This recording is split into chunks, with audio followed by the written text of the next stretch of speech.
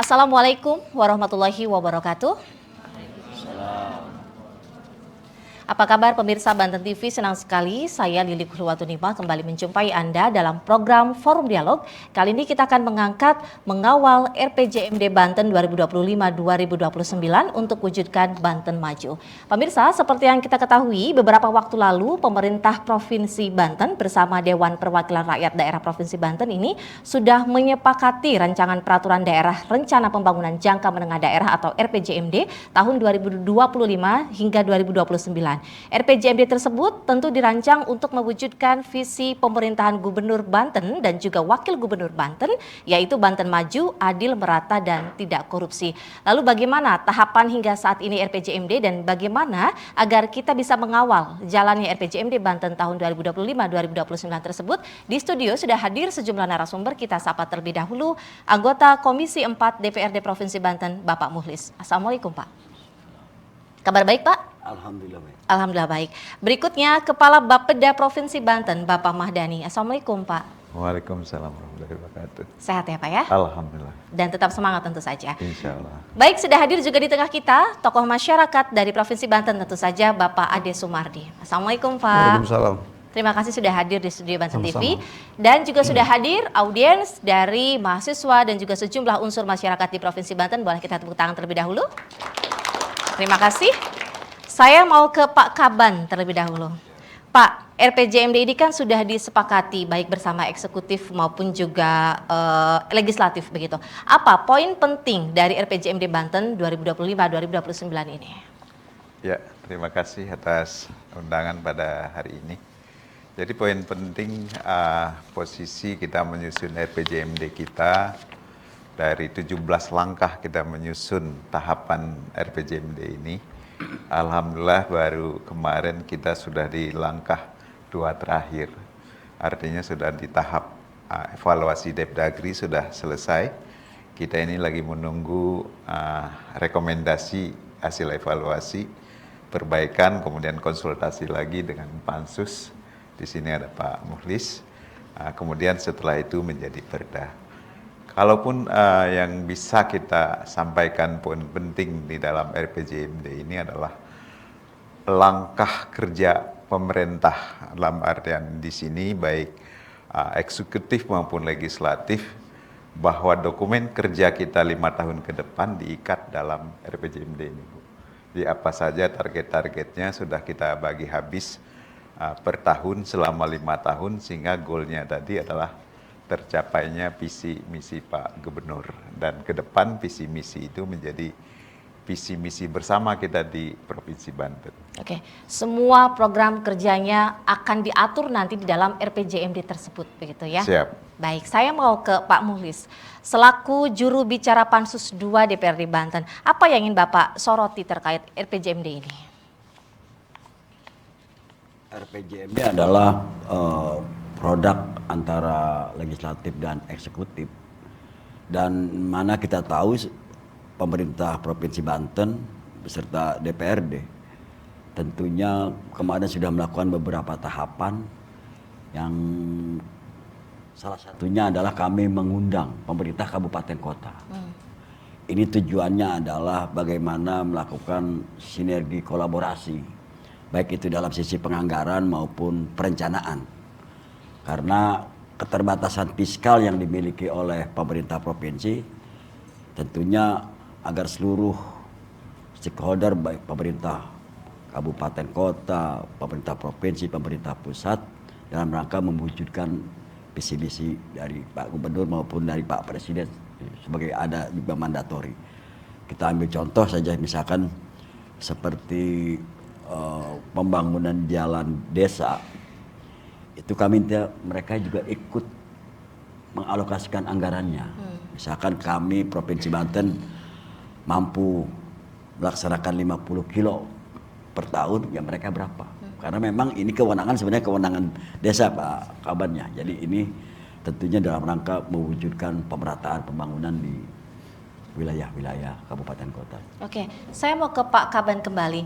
Pak, beberapa waktu lalu Pak Gubernur pernah menyebut bahwa memang visi misi pembangunan daerah 5 tahun ke depan itu sudah selaras antara eksekutif dan juga legislatif. Mungkin Bapak bisa jelaskan sebenarnya kan ada 8 program dalam RPJMD tersebut, Ya. Pak ya. 8 program itu apa saja sih? Ya, jadi Pak Gubernur setelah mencanangkan ada 8 program prioritas pembangunan dengan 24 turunan. Yang pertama terkait dengan Banten Bagus. Nanti ada turunannya, kemudian juga Banten Kuat, Banten Sehat, Banten Indah, Banten Melayani. Ini merupakan program-program kerja prioritas Pak Gubernur, termasuk tadi yang disampaikan oleh Pak Muklis bahwa di Banten Kuat itu ada pembangunan jalan desa. Pembangunan jalan desa itu salah satu program daripada prioritas Pak Gubernur selama 5 tahun. Oke, dan dari 8 program tersebut, apakah juga mungkin selaras dengan program pemerintah pusat? Ya, jadi kita dalam menyusun dokumen perencanaan ini harus merujuk ke dokumen yang paling atas. Di atas kita tidak bisa menyusun RPJMD kita dulu kalau RPJMN-nya belum selesai. Kemudian sebelum kita menyusun RPJMD, di pusat menyusun RPJPN, di daerah harus menyusun RPJPD jangka panjang. Kemudian RPJMD ini adalah selaras dengan RPJMN, turunan daripada RPJPD. RPJPN adalah RPJMN, turunan daripada RPJPD adalah RPJMD. Begitu juga di kabupaten kota. Jadi isi daripada RPJMD ini adalah sinkronisasi program pusat dan daerah. Dan 8 program tersebut menurut Bapak apakah berpihak kepada masyarakat seutuhnya? Insya Allah. Karena memang semua program-program yang disampaikan oleh Pak Gubernur tentu saja bersama dengan DPRD, misalnya Banten Kuat. Banten Kuat ini salah satu juga nanti berkaitan misalnya jalan desa. Jalan desa adalah bagaimana meningkatkan tidak ansih bahwa membangun jalan. Outcome-nya adalah bagaimana membangun ekonomi masyarakat. Gitu. Efek daripada membangun jalan desa adalah membangun ekonomi masyarakat. Gitu. Baik, saya mau ke Pak Ade Sumardi. Pak, menurut Bapak, permasalahan saat ini di Provinsi Banten yang urgent yang harus segera dientaskan itu apa? Dan apakah mungkin sudah masuk ke dalam 8 program? Oke, ya terima kasih. Tadi Pak Kepala BPD sudah menyampaikan poin-poin di 8 program. Tapi di sini saya hanya akan menyoroti beberapa hal yang emang kelihatan sama kita sehari-hari. Kan sebenarnya rakyat itu sangat sederhana keinginannya. Ketika lapar maka berarti ekonominya, kasih makan. Kan begitu. Ketika pendidikannya kurang maka sekolahkan. Ketika sakit maka ya obati. Itu pelayanan dasar. Tetapi tidak sederhana itu. Berarti kan banyak poin yang perlu kita lakukan. Kalau lihat dari narasi-narasi RPJMD, maka sebenarnya kan payung besarnya sudah tersirat. Tinggal pertanyaannya, bisa nggak dieksekusi? Berarti kan political will daripada top manager Provinsi Banten yang memang harus kita bantu dan harus kita dorong untuk itu. Lantas, apakah semuanya sudah tercover? Kalau dari payung besarnya, mungkin ada di situ. Tapi kan bukan soal narasi. Tapi ini bagaimana fakta di lapangan ketika rakyat misalkan butuh jalan, maka harus dibangun. Tapi sudah terlihat jalan desa, saya bagus itu. Kenapa? Karena jalan desa ini kan untuk memantik ekonomi rakyat. Sehingga nanti petani ini dia akan mau bertani, kenapa? Karena bisa dijual hasilnya. Berarti kan di situ ekonomi petani akan naik. Kalau ekonomi petani akan naik secara otomatis, maka bisa menyekolahkan anak, bisa berobat, bisa macam-macam. Berarti kesejahteraan itu akan naik di desa. Kalau sejahtera petaninya atau masyarakat desa sejahtera, secara otomatis nanti bantuan sosial yang untuk kemiskinan ini akan berkurang. Dan ini bisa bergeser untuk yang lain. Tapi yang perlu saya soroti yang belum tersirat banyak di sini, soal pangan. Ketahanan pangan. Pangan ini adalah sesuatu yang memang tidak bisa kita tinggalkan. Jadi di sini hanya sedikit terseratnya. Tapi implementasi besarnya ini yang perlu kita dorong terus. Kenapa? Saya ambil contoh misalkan begini. Ketika kita bicara pangan, berarti kita bicara bukan swasembada lagi, tapi kemandirian pangan. Kalau bicara kemandirian berarti rakyat Banten yang harus mandiri pangannya dari pangan sendiri, bukan impor. Kenapa? Karena suatu saat hanya impor, suatu saat misalkan ada chaos di negara lain, pengimpor beras, kelaparan dong. Berarti di sini kita harus mikir. Bagaimana caranya? Di sini adalah harus by data. Jadi Bapeda, pemerintah provinsi harus memiliki database yang konkret. Berapa jumlah sumber mata air yang ada di Provinsi Banten yang rusak dan yang masih bisa tertangani. Untuk apa itu? Kenapa? Karena kalau bicara pangan berarti kan bicara pertanian. Kalau bicara pertanian kan bicara air, kan begitu. Kalau bicara air berarti ada hulu air di situ. Nah, ini harus punya database yang benar. Sehingga nanti untuk apa tujuannya? Agar para petani, rakyat bisa memelihara mata air itu. Tetapi kan tidak semua mau, betul nggak? Betul. Bagaimana caranya biar mau? Maka di situ harus ada insentif bagi mereka yang mau mengurusi mata air. Misalkan kalau Bapak mengurusi mata air, maka secara otomatis anak sekolahnya kita gratiskan. Maka kita kasih insentifnya ini. Sehingga berbondong-bondong semuanya. Nah, apakah dampaknya? Dampaknya kalau air ini sudah mengalir, maka petani akan untung. Percuma kita buat irigasi kalau airnya kagak ada. Berarti dari hulunya kita tangani. Kalau hulunya sudah ditangani, maka barulah kita bicara ke hilir. Apa itu? Pangsa pasar. Market kita punya. Banten ini sangat luar biasa. Contoh, bagaimana kita punya hulu. Hulunya ini kan daerah Lebak, daerah Pandeglang, Serang sebagian. Ini hulu. Tengahnya yaitu adalah Serang Raya. Dan juga yang ininya juga Tangerang Raya. Kan begitu, Pak?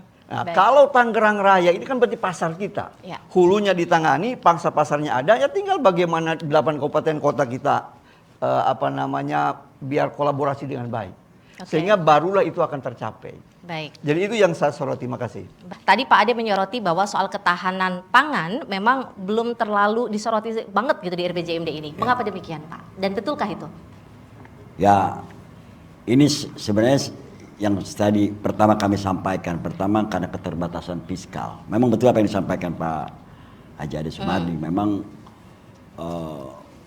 kurang berpihaknya RPJMD terhadap ketahanan pangan. Mungkin salah satunya yang pernah kami sampaikan pada waktu itu tentang tata ruang sebenarnya. Ini juga kan harusnya berkaitan, cuman emang ada aturan Pak Kaban ya. Revisi RT RW itu biasanya 5 tahun sekali, sementara kita belum 5 tahun. Padahal harapannya bagaimana Banten, kabupaten kota punya ruang untuk pertanian yang bisa dipertahankan, ini kan selaras dengan itu. Karena memang persoalan tata ruang di Banten terhadap alih fungsi lahan, bagaimana terkait juga dengan, mohon maaf, tambang-tambang liar ini kan masih menjadi problem. Gitu. Nah, yang kedua, tadi yang saya sampaikan keterbatasan fiskal tadi. Dari semua program prioritas, pasti nggak bakal cukup dengan anggaran belanja modal kurang dari Berapa, Pak? belanja langsung itu paling sekitar 3 triliun. 3 triliun. Ya, makanya tadi saya sampaikan ketika di pembahasan RPJM ada satu tahapan kita melakukan sinkronisasi dengan kabupaten kota. Dan dalam pembiayaan ini kami juga meminta jangan hanya dari APBD provinsi. Di sana ada dana umat, misalkan Basnas segala macam. Yang kedua CSR. Ya, ini kan belum dikelola dengan baik juga. Nah, harapannya pihak-pihak swasta pun ikut sebenarnya dalam rangka tadi. Sekarang kan sudah agak bagus nih, pihak kepolisian sudah menggalakkan ketahanan pangan, pihak kejaksaan. Kalau semua juga masyarakat juga ikut tergerak, karena mindset dalam pikiran masyarakat Banten masih menganggap menjadi petani belum menjadi profesi yang membanggakan. Nah, ini yang menjadi salah satu tantangan kita juga. Ya. Tapi saya yakin ya, meskipun tadi disampaikan oleh Pak Ade dan saya sepakat bahwa saja memang kurang ini karena memang ada program-program prioritas yang justru memakan anggaran cukup luar biasa karena memang keterbatasan fiskal sih. Ya salah satu contoh misalkan sekolah gratis saja dalam 1 tahun hampir 147 ya. Iya, satu angkatan. Satu angkatan. Satu Belum angkatan. nanti selanjutnya termasuk jalan desa. Makanya kalau hanya dikerjakan oleh pemerintah provinsi dengan keterbatasan fiskal, saya yakin ini nggak bakal selesai. Oke, yang mendapatkan porsi anggaran paling besar di RPJMD ini yang mana, Pak? Pendidikan, kesehatan, Pendidikan. Berapa persen? Hampir 31% ya, karena ini udah lebih dari amanat undang-undang. Undang-undang kita kan 20%. Ya. Dan ini sudah 31, untuk tahun ini saja udah 31%. Kedua, infrastruktur. Infrastruktur berapa persen? Infrastruktur sudah di atas 20% juga ya. Nah, kesehatan juga lebih dari sampai 17. Oke, artinya memang betul menjadi prioritas adalah pendidikan ya. Pendidikan dan infrastruktur termasuk juga kesehatan. Memang salah satu kendala kita tahun ini, mudah-mudahan ini menjadi perhatian khusus, ada 250 pasien PBI, BPJS Oke. yang dicabut, dinonaktifkan. Kenapa, Pak? Dari pemerintah pusat itu kebijakannya. Mungkin nanti Pak Ahmad Dhani yang bisa menjawab kalau alasannya apa. Harapannya dalam forum ini mudah-mudahan ini tidak jadi diberlakukan.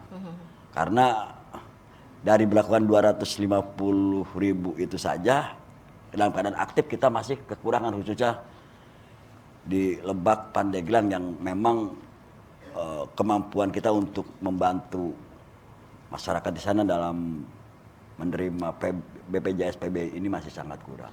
Oke.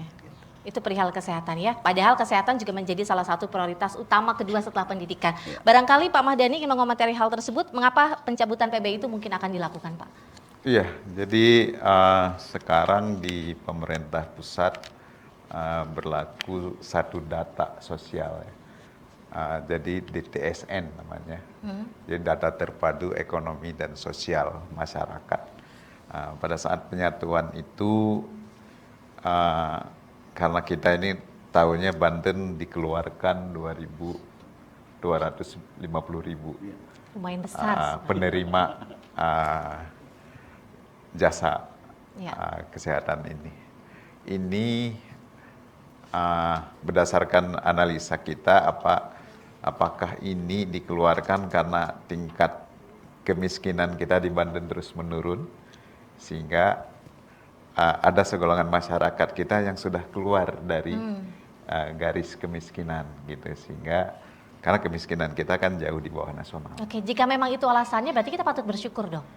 Iya, Artinya tetapi kemiskinan kita menurun gitu. iya, ya artinya mudah-mudahan nama-nama nanti yang kena dalam kelompok itulah yang benar-benar Oke. hasil evaluasi yang memang sudah benar adanya gitu Tepat bahwa dia sasaran sudah gitu. tepat sasaran. Baik, kembali lagi ke RPJMD, Pak Mulis. Ini kan 2 langkah terakhir, artinya nanti akan segera disahkan menjadi perda. Sejauh mana prosesnya nanti akan disahkan menjadi perda? Ya, pertama tentunya kita menunggu hasil evaluasi dari Kemendagri. Ya. Nanti apa-apa saja yang menjadi catatan rekomendasi dari Kemendagri. Yang kedua, tentunya nanti tim Perumus akan kembali berdiskusi dengan kami Pansus RPJMD. Tentunya membahas rekomendasi-rekomendasi dari Kemendagri tersebut. Nah, harapannya nanti turunan dari RPJMD nanti renstra-nya juga harus sinkron. Termasuk juga nanti RKPD tahunan. Ya, karena percuma kita punya RPJMD bagus, tapi pada tataran pelaksanaan melalui RKPD-nya tidak sinkron, bahkan jauh panggang dari apinya. Ini juga perlu pengawal. Termasuk juga saya menitipkan kepada tim pemerintah daerah ketika fasilitasi RPJMD kabupaten kota ini juga harus melakukan sinkronisasi dengan RPJMD kita agar mereka tidak ke kanan kita ke kiri agar sama-sama terintegrasi Ya, termasuk juga ketika fasilitasi APBD-nya. APBD kabupaten kota kan dilakukan oleh BPKAD ya dari provinsi. Nah mereka juga sama. Jadi kalau kita nganggarin tahun ini sekian, ya mereka juga yang udah kita bantu masa nggak nganggarin. Gitu. Jadi ini biar agak selesai. Ya, biar selesai karena saya yakin juga dalam jangka 4 tahun 5 tahun mungkin kita belum bisa menyelesaikan seluruh permasalahan yang ada di Banten. Itu saja. Terima kasih. Oke, kalau target diperdakannya kapan? Target diperdakannya mungkin sebelum Agustus paling lambat Agustus ya. 20 Agustus paling lambat. Paling lambat. Sebentar lagi, kurang lebih 1 bulan lagi begitu ya. Saya ingin ke Pak Ade kembali. Pak Ade yang boleh dibilang Bapak pernah menjabat sebagai wakil bupati begitu kepala daerah, tentu juga yang menjalankan RPJMD ya. Nah, menurut Bapak bagaimana sih agar nanti kalau RPJMD Banten ini disahkan agar sesuai dengan dokumen yang sudah disahkan, artinya perjalanan program kerja dari pemerintahan itu sesuai dengan dokumen tersebut. Bagaimana Pak agar sinkron? Begini, yang namanya RPJMD itu kan bintang penuntun, ya, roadmap-nya. Jadi relnya lah. Ini pemerintah ini mau berbuat apa, maka dibuatlah rel sehingga nanti sampailah ke tujuan. Inilah RPJMD. Tentunya rel ini kan harus sesuai dengan pusat dan sebagainya. Nah tentunya dalam hal ini kalau ini sudah dibuat maka mau tidak mau itu juga pertama kita harus mengcover apa yang menjadi visi misi gubernur. Itu wajib hukumnya. Kenapa? Karena janji politik. Ya.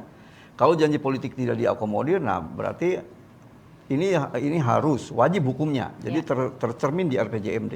Jadi visi misi gubernur itu wajib tercermin di RPJMD dan harus dilaksanakan. Makanya tadi kan ada program bagaimana sekolah gratis. Kenapa? Karena kan janjinya Pak Gubernur sekolah gratis, maka itu wajib. Maka yang keduanya juga payung besar biar semua terangkum. Jadi jangan sampai kalau toh misalkan tidak ada anggaran di provinsi, tak ada sumber lain. Bagaimana CSR dan sebagainya yang sampai oleh Pak Muklis tadi kan jadi sumber lain. Sehingga di situ juga harus menjadi payung bagaimana agar pemerintah juga berinovasi. Membuat inovasi-inovasi baru yang tanpa anggaran provinsi. Tapi ada anggaran lain di luar itu dari CSR dan sebagainya. Kan bisa tinggal dorong aja. Buatkan aja payung hukum payung besarnya. Bagaimana misalkan menangani soal yang lain-lain. Biar juga dari sisi aturan ini terpayungi, tapi dari sisi pelaksanaan ini tidak mengganggu APBD yang ada. Ini diperlukan kecerdasan. Dan saya yakin deh di provinsi banyak pakar, apalagi Pak Gubernur juga punya kemampuan untuk itu ya. Intinya bagaimana harus punya inovasi-inovasi baru. Seperti yang saya sampaikan tadi, kan itu bagaimana nangani hulu sungai kan bisa jadi oleh CSR, kan begitu Pak. Ini berapa harganya sekarang air? 3.000 mungkin? 5.000. Oh 5.000. Itu setengah liter. Kalau itu 10.000 berarti lebih mahal ini daripada bensin. Iya. Iya kan? Nah kenapa ini tidak jadi buruan kita di masa yang akan datang?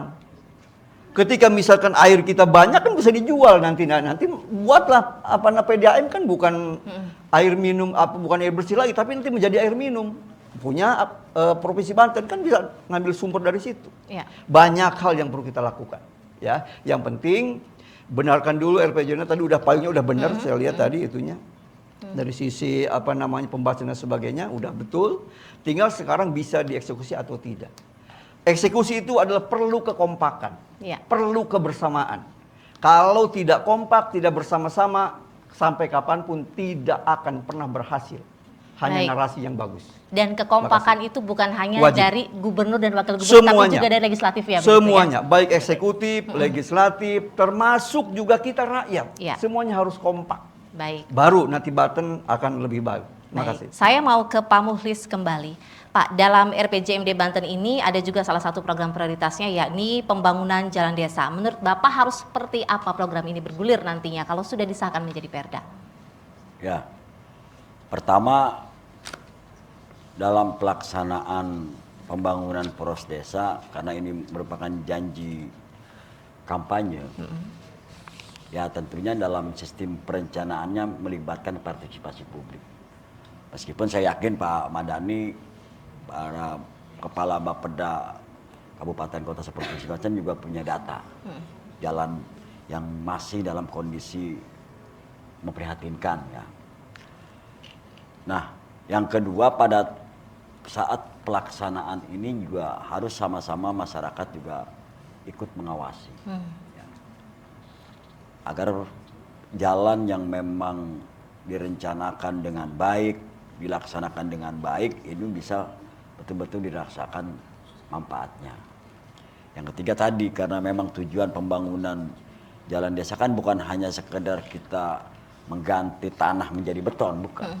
Tapi bagaimana ketika orang yang membawa logistik hasil pertanian, hasil perkebunan, itu bisa sampai dengan keadaan yang murah. Tidak, termasuk juga tidak boleh ada lagi orang sakit harus digotong pakai tandu gara-gara jalannya rusak. Oke, dan itu pernah terjadi di wilayah Banten Selatan, Pak? Ya itu Ya. salah satunya.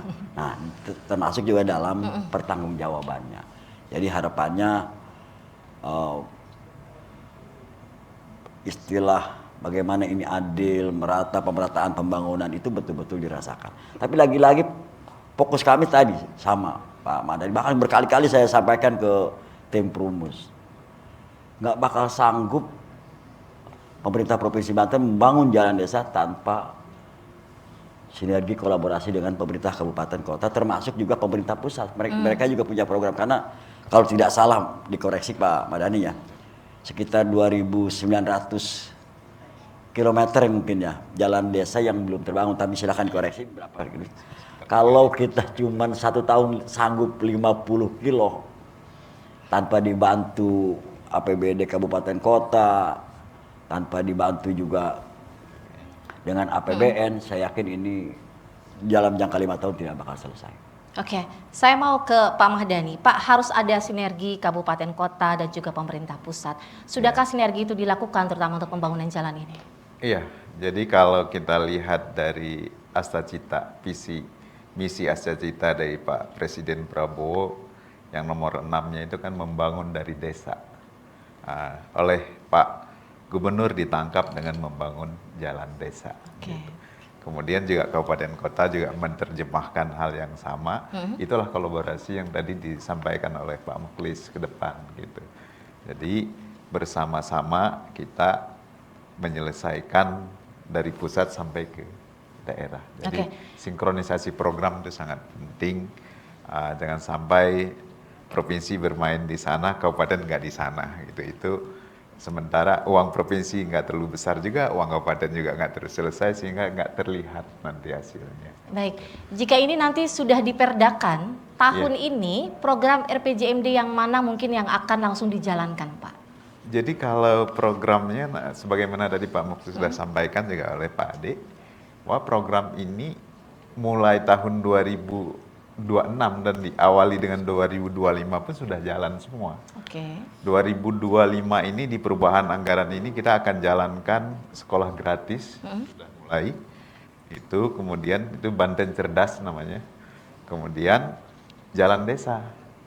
Kemudian juga ada pos pelayanan terpadu juga di PSU. Nah, ini juga posyandu untuk masyarakat. Ini sudah berjalan. Memang di perubahan 2025 belum full. Tapi untuk 2026 itu sudah full. 88 program dan 24 turunan itu sudah full kita rencanakan. Dan ini tadi pasca besok kita tetapkan Perda RPJMD ini. Seminggu atau 2 minggu kemudian kita tetapkan Pergub Rensra OPD. Jadi oleh RPJMD ini diterjemahkan oleh OPD melalui Rensra sebagaimana tugas pokok dan fungsi dia. Sehingga kegiatan yang akan dikerjakan oleh OPD 2026 adalah menjawab isi daripada RPJMD gitu.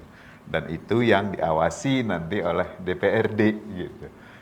Sehingga target-target setiap tahun itu, dan jangan salah juga bahwa nanti per awal tahun selalu Pak Gubernur mempertanggungjawabkan juga kepada DPRD atas pekerjaan-pekerjaan yang melalui LKPJ-nya. Nah, ini merupakan setiap tahun insya Allah target yang sudah kita ikat bersama, tentu saja Pak Gubernur dengan DPRD 5 tahun ke depan berjalan sebagaimana mestinya. Itu Oke, harapan. 5 tahun ke depan itu sampai 2029 atau 2030? 2029, tapi kita juga mengindikasikan nanti kalau misalnya, karena iming-iming kemarin juga ada di keputusan yang baru bahwa pilkada agak bergeser juga nanti. Nanti kita persiapkan Iya. sampai 2030 juga gitu. Baik. Saya ke Pak Ade kembali. Pak, beberapa cakupan dari RPJMD Banten itu kan tadi memang sudah disebutkan ada sektor pendidikan, kemudian juga kesehatan dan juga pelayanan masyarakat secara menyeluruh. Apa yang ingin Bapak soroti tentang 3 hal tersebut? Pendidikan, kesehatan, dan pelayanan untuk masyarakat. Ya, kemudahan. Para harus mendapatkan kemudahan. Pendidikan jangan sampai berjubel-jubel mau masuk sekolah aja susah. Itu yang harus dilakukan. Berarti berikan rakyat kemudahan-kemudahan itu. Sehingga jangan sampai rakyat berpikir nyekolahin anak aja susah, gimana ngebiayai segala macam. Jangan sampai seperti itu. Berikan kemudahan. Ya. Bagaimana caranya? Tadi kembali ke database dan juga langkah-langkah konkret. Jadi bukan hanya baik di narasi, tapi lakukan itu. Kemudahan-kemudahan. Kan kita bisa dibagi. Contoh misalnya begini. Ketika misalkan desa, kepala desa, ini harus tahu berapa jumlah siswa SD-nya di situ. Berapa yang SMP, berapa yang SMA. Atau berapa juga yang pesantren. Ini harus tahu di tataran desa. Sampai ke kecamatan juga sama. Provinsi juga harus tahu database itu. Sehingga nanti di situ berbagi porsi. Yang mana yang memang kewenangan provinsi, yang memang menjadi kewenangan kabupaten kota. Kalau database-nya sudah sama semua, maka rakyat tidak akan susah. Jadi jangan sampai yang ini bicaranya ada 8 orang, yang ini ada 10 orang. Mana yang benar? Kan susah, Pak. Nah, ini yang perlu dilakukan, berarti database. Berikan kemudahan. Termasuk juga bagaimana ketika rakyat berobat. Ini juga harus dilayani dengan baik. Jangan tanya dulu punya uang atau tidak. Rawat dulu rakyat. Mengenai uang itu belakangan. Itu yang benar. Jadi jangan sampai rakyat jauh-jauh datang ke puskesmas, datang ke rumah sakit, tahu-tahu dibiarkan begitu saja. Maka layani dengan sebaik-baiknya. Mengenai uang rakyat kan bisa belakangan. Itu soal bayaran dan sebagainya. Kan kita punya BPJS dan sebagainya. Walaupun yang perlu dipikirkan tadi, kata Pak Mardhani sama Pak Muklis, bahwa ada sekian yang memang di-drop, kan begitu. Tetapi kemudahan rakyat jangan sampai itu adalah terhalangi gara-gara seperti itu. Oke. Ya. Menurut Bapak, sudahkah masyarakat mendapatkan kemudahan tersebut? Belum. Belum. Ini PR besar untuk Provinsi Banten. Oke. PR besarnya itu. Baik, saya ingin barangkali Pak Kaban menanggapi masyarakat belum mendapatkan kemudahan pendidikan, kesehatan, pelayanan untuk masyarakat. Memang betulkah Pak? Sebenarnya ini kalau kita kaitkan dengan RPJMD kan sedang meletakkan titik dasarnya. Artinya dokumen aja masih proses ya. Tetapi yang tadi benar katakan Pak Ade bahwa kita sudah memulai. Yang artinya bahwa apa yang dijanjikan Pak Gubernur, sekolah gratis zaman sebelumnya sudah 7 tahun hanya negeri saja. Mulai tahun ini yang swasta pun gratis. Jadi adik-adik kita yang nggak ketampung di SMA, SMK negeri, boleh di sekolah swasta. Juga dibayar SPP dari provinsi. Gitu. Kemudian termasuk tadi jalan desa emang baru memulai ini. Karena memang yang nama jalan desa pasti kabupaten Pak ya. Karena memang saudara-saudara kita termasuk mungkin prioritas Pak Gubernur mungkin lebih melihat Pandeglang dan Lebak Pak Mulis mungkin ya. Karena PAD-nya yang juga tidak terlalu besar, kalau mungkin tidak campur tangan provinsi makin lama selesai untuk mensejahterakan masyarakat Pandeglang dan Lebak gitu. Walaupun juga kita punya 8 kabupaten kota ini, tetapi yang masih PAD sangat rendah adalah Lebak dan Pandeglang. Jadi mungkin di situ nanti kita turun. Kemudian termasuk tadi di sektor pangan, salah satu juga membangun jalan usaha tani Pak Ade. Jadi jalan usaha tani juga akan dibangun, dianggap juga digabung ke dalam jalan desa. Karena masyarakat kita terutama di selatan yang sawahnya yang sangat terhampar besar itu, ongkos angkut dari titik tengah ke jalan itu sangat mahal, sehingga banyak loss yang idealnya diterima oleh petani, tetapi harus berbagi lagi dengan ongkos angkut bagi saudara-saudara kita terutama di di selatan ini juga hal yang harus kita selesaikan. Kemudian juga alhamdulillah walaupun rumah sakit sudah dibangun 2 tahun yang lalu Pak Mulis ya, tapi tahun ini sudah diresmikan 2 rumah sakit baru lagi provinsi di Cilograng dan di Labuhan, agar memperpendek tidak saudara kita yang di selatan sana tidak harus ke Kota Serang, tapi bisa berobat di Cilograng dan di Labuhan, atau jangan sampai lagi berobat ke Sukabumi, ke tetangga kita. Ini Baik. juga mudah-mudahan ini bisa mempercepat kesejahteraan masyarakat Banten. Baik, kita beri kesempatan untuk audiens yang ingin bertanya, boleh sebutkan namanya, dari mana dan apa pertanyaannya. Silahkan. Dari mana? Ayo. Ayo. Assalamualaikum warahmatullahi wabarakatuh. Waalaikumsalam warahmatullahi wabarakatuh. Perkenalkan, nama saya Enia Giani, saya dari Tokoh Masyarakat. Izin bertanya Pak Bapeda, bagaimana dengan program layan publik dan upaya mengurangi ketimpangan antar wilayah? Apakah juga difokuskan dalam RPJMD 2025 sampai 2030? Seperti apa nanti realisasinya? Terima kasih. Baik, terima kasih kembali. Berikutnya boleh. Assalamualaikum warahmatullahi wabarakatuh. Waalaikumsalam Saya dari Siva dari Tokoh Masyarakat.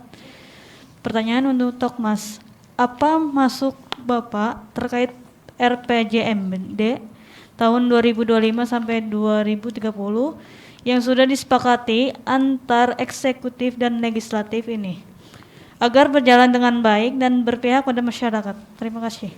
Terima kasih kembali. Terakhir boleh kita kasih kesempatan satu lagi. Assalamualaikum warahmatullahi wabarakatuh. Waalaikumsalam warahmatullahi wabarakatuh. Izin perkenalkan diri Bapak, nama saya Nabila dari mahasiswa Univ Sultan Ageng Tirtayasa.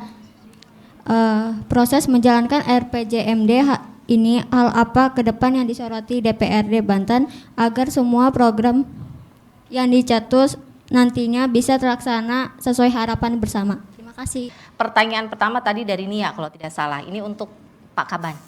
Bagaimana dengan program layanan publik dan upaya mengurangi ketimpangan antar wilayah? Apakah juga difokuskan dalam RPJMD ini dan seperti apa nanti realisasinya? Iya, di dalam RPJMD termasuk juga terkait dengan penyelesaian ketimpangan antar wilayah. Ya. Cuman yang harus Nia pahami bahwa kita memang ketimpangan utara dan selatan. Tetapi tidak harus juga kita menjadikan Banten ini sama dengan Tangerang semua. Karena kalau semua sama seperti Jakarta, nanti kita nggak ada sumber air lagi. Jadi tidak ada udara bersih lagi gitu ya. Jadi artinya terutama Lebak dan Pandeglang harus maju, tetapi tetap sebagai industri hijau ke depan yang kita dorong ke sana. Mungkin Denia melihat saat ini sudah ada tol Serang Panimbang yang membuka akses ke selatan. Akan lahir juga kawasan industri di Cileles. Dan juga di dalam tata ruang kita sudah menyediakan juga daerah Bojong sebagai daerah-daerah kawasan industri juga dari sisi Pandeglang. Ini diharapkan nanti investasi-investasi yang masuk ke Lebak Pandeglang adalah investasi-investasi hijau. Artinya apa? Tetap menjaga sebagai Pandeglang dan Lebak lestari sebagai penghasil udara bersih dan sumber air, karena hulu-hulu sungai kita di sana. Kalau kita babat semua juga industri yang ada di utara juga akan pergi. Kalau nggak ada air juga nggak akan bertahan di Provinsi Banten. Maka hari ini kalau Denia lihat di Lebak ada Waduk Karian. Juga itu bukan hanya untuk di Lebak, tetapi juga air untuk semua kita di Provinsi Banten. Maka hulunya harus dijaga benar gitu ya. Jadi menjaga ketimpangan ini insya Allah, tadi termasuk program Pak Gubernur, jalan desa, itu kan juga mempercepat menyelesaikan ketimpangan ya. Kemudian pendidikan yang tadinya di selatan mungkin jauh, mungkin juga karena ekonominya, pendidikan gratis, rumah sakit di selatan kita bangun, agar nanti tidak ada ketimpangan lagi. Memang perlu waktu ya, termasuk insya Allah tol Serang Panimbang, nanti Pak Ade lebih paham karena zaman beliau waktu itu, tinggal sesi 3 Pak ya, yang memang sumber APBN belum selesai. Kita berharap semua terbuka, tetapi juga tidak meninggalkan keasrian dari Bantennya. Jadi oleh karena itu kita mendorong juga selatan juga harus maju, tetapi dengan menjaga kondisi alam yang kita miliki. Mungkin demikian. Baik, terima kasih Pak. Berikutnya pertanyaan ini untuk Pak Ade. Apa masukan Bapak terkait RPJMD 2025-2029 yang sudah disepakati antara eksekutif dan juga legislatif agar berjalan dengan baik dan berpihak pada masyarakat? Oke, ya, makasih. Yang pertama adalah RPJMD harus bisa menjawab tentang keluh kesah rakyat, kebutuhan rakyat. Kalau bicara tentang keluh kesah rakyat, berarti kan ada dua sisi. Yang pertama adalah sumber anggarannya juga harus ada. Yang kedua, ketika anggaran sudah ada, maka implementasikan dengan baik sesuai dengan program-program yang ada. Berarti kita juga harus bukan saja membelanjakan uang yang ada, akan tetapi juga bagaimana mencari uang. Sumber itu bukan hanya PAD saja, tetapi pokoknya di sini PAD. PAD Banten kan sekarang bisa kita lihat, kebanyakan kan dari pajak kendaraan bermotor. Iya. Kalau ngitung dari pajak kendaraan bermotor, jelas yang disampaikan tadi oleh Pak Kaban tadi bahwa Lebak Pandeglang kecil. Kenapa? Karena kendaraan bermotornya Tangerang Raya semua, kan begitu. Nah, berarti di situ harus mencari sektor lain. Apa itu? Dari sektor pertanian bisa. Dari mana? Penangkar benih lakukan. Inventarisir seluruh aset-aset Provinsi Banten. Ada berapa hektar lahan yang ada, yang dimiliki oleh Provinsi Banten. Sawahnya ada berapa hektar, tanah daratnya berapa ratus hektar, itu bisa dikelola. Bagaimana caranya? Maka Provinsi Banten bisa menjadi penangkar benih. Benih apa? Benih padi atau apa, sehingga nanti rakyat didorong memiliki benih yang berkualitas, kan begitu. Jadi bukan mendorong Provinsi Banten untuk ikut jadi pedagang, tidak, justru menyediakan benih-benih unggul. Berarti jadi penangkar di situ. PAD-nya dapat, efek dominonya berarti rakyat petani dapat benih yang unggul. Pertanyaan, sudahkah dilakukan? Belum. Ini harus dijawab, ya. Itu satu. Peluang PAD banyak dari situ. Sehingga bisa mendorong bagaimana BUMD Provinsi Banten bisa jalan. Juga misalkan kita lihat ada berapa ribu ternak yang telah diberikan kepada peternak. Jangan asal, tetapi harus menjadi bagaimana penyedia bibit unggul di sektor peternakan. Bukan ikut dagang ternak, tidak. Tetapi faktor unggulnya, ternak yang unggulnya siapkan oleh Provinsi Banten. Berikan kepada peternak, bukan kepada orang yang nerima ternak. Kalau kepada orang yang nerima ternak, nanti datangnya ke pasar, tidak dipelihara. Maka nanti kalau yang tepat sasaran, ini akan jadi swasembada. Baik itu padi, swasembada daging, sehingga tidak impor lagi dari luar. Itu baru namanya kemandirian. Itu bisa menjawab. Makasih. Luar biasa. Terima kasih jawabannya, Pak. Pertanyaan ketiga ini untuk Pak Muhlis. Proses menjalankan RPJMD ini, hal apa ke depan yang disoroti DPRD Banten agar semua program yang dicetus nantinya bisa terlaksana sesuai harapan bersama? Dalam implementasi RPJMD tentunya diperlukan super team. The right man on the right place. Penempatan orang yang tepat di tempat yang tepat. Saya kira ini bisa menjawab terkait rencana pembangunan Jakarta maupun dalam RKPD. Karena sehebat apapun isi RPJMD, tapi tidak dilaksanakan oleh orang yang betul-betul mau dan bisa, saya pikir percuma saja. Nah, makanya salah satu rekomendasi kita dalam hal, karena dalam RPJMD salah satunya juga membahas tentang reformasi birokrasi. Ya. Ini kan sudah terlalu lama. Saya pikir dalam rangka menempatkan, kita meyakinilah Pak Gubernur mungkin sudah mempunyai kerangka siapa yang akan ditempatkan yang tepat, orang yang tepat tentunya. Nah, yang kedua tentunya pemetaan permasalahan, karena dalam pembahasan RPJMD kami juga ada tahapan daftar inventarisasi masalah. Jadi antara problematika Tangerang Raya dengan Banten Utara dan Semarang Raya pasti berbeda. Di sana pasti permasalahan macet, banjir, sampah. Nah, ini juga kan harus kita terjemahkan. Nah, salah satunya tadi bagaimana kita membuat tandon air bekerja sama kembali dengan pemerintah kabupaten kota. Misalkan mereka menyediakan lahannya, pembangunannya dari kita, termasuk juga dengan pemerintah provinsi di perbatasan kita dengan DKI atau dengan Jawa Barat. Yang tujuannya tadi, kita kan kadang-kadang untuk urusan banjir ini air dari Bogor, Kiriman gitu ya. kiriman. Ya. Termasuk juga macet.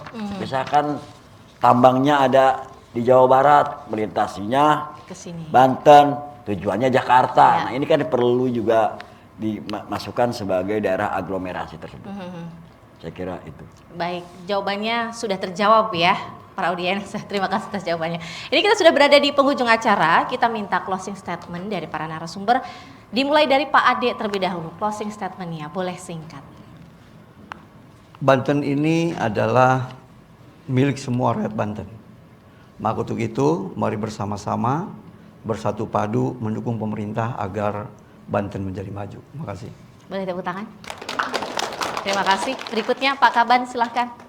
Ya, jadi kita berharap insya Allah dengan selesainya nanti Perda RPJMD merupakan sudah ada guidance kerja bagi kita semua, karena visi dan misi pasca menjadi Perda adalah visi bersama. Itu nanti juga menjadi guidance kita selama 5 tahun ke depan. Kita berharap tidak harus 3 sukses yang harus kita dapat: sukses perencanaan, sukses pelaksanaan, dan sukses pertanggungjawaban. Ini yang sangat penting nanti, sehingga nanti mempercepat kesejahteraan masyarakat Banten. Terima kasih. Boleh tepuk tangan. Berikutnya Pak Mulis silahkan. Hal yang paling sulit mengatur keuangan adalah ketika uangnya nggak ada. Oh. Nah, Curhat nih. ya, makanya salah satu fokus kami adalah bagaimana peningkatan pendapatan ke depan. Karena tidak mungkin bisa belanja kalau uangnya nggak ada. Betul. Makanya kami menyarankan agar tidak hanya fokus ke pajak PKB. Bagaimana melakukan kreativitas, inovasi. Ya, salah satunya tadi yang disampaikan oleh Pak Ade maupun tentang potensi kita punya wilayah pesisir. Padahal di sana kita juga bisa ada yang namanya ekonomi biru ya. Ini sebenarnya merupakan salah satu potensi juga. Ya. Jadi saya kira itu tadi, mudah-mudahan kalau sudah meningkat pendapatannya, insya Allah kita mampu mewujudkan janji-janji visi-misi yang ada dalam RPJMD tersebut. Terima kasih. Terima kasih. Boleh tepuk tangan kembali. Baik, intinya adalah nanti setelah diperdakan kita harus mengawal bersama RPJMD Banten ini ya. Terima kasih banyak Pak Ade, Pak Kaban dan juga Pak Mulis, dan terima kasih audiens yang sudah hadir. Dan pemirsa Banten TV, demikian forum dialog bersama DPRD Provinsi Banten. Saya Lili Kuhluwatunima dan kru yang bertugas mohon pamit. Wassalamualaikum warahmatullahi wabarakatuh. Waalaikumsalam. Foto bersama.